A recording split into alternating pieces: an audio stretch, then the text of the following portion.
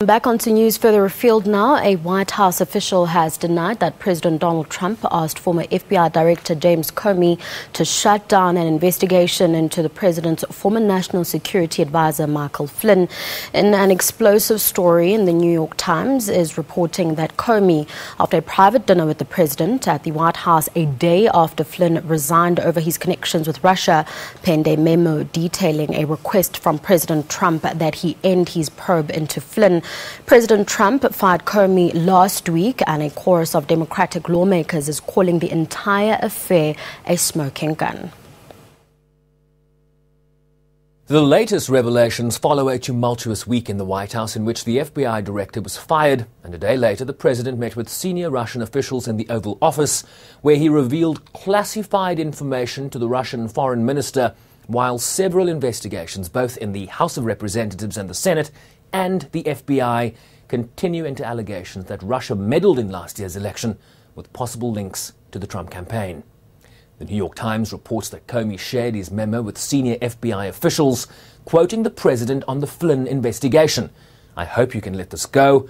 I hope you can see your way clear of letting this go to letting Flynn go. He is a good guy. I hope you can let this go." If true, this is yet another disturbing allegation that the president may have engaged in some interference or obstruction of the investigation. I think we know enough now, there's been enough alleged publicly, to want to bring the director back to testify, ideally in open session, either before our committee or the Judiciary Committee, but he should come back to the Congress and share what he knows in terms of the president's conversations with him on any of the Russia investigation. Some lawmakers are comparing the allegations against the president to the Watergate scandal under former President Richard Nixon, with calls for an independent special counsel to now investigate the Russia allegations.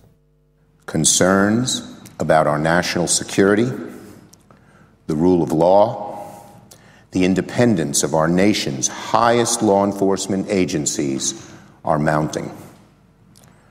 The country is being tested in unprecedented ways.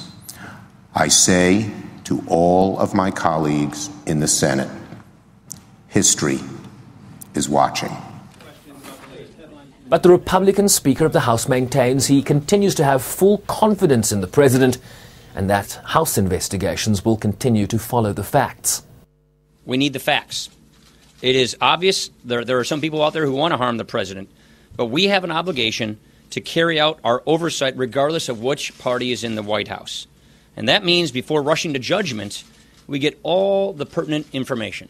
The House Oversight and Government Reform Committee has appropriately requested this memo, and I'm sure we're going to want to hear from Mr. Comey about why, if this happens as he allegedly describes, why he didn't take action at the time.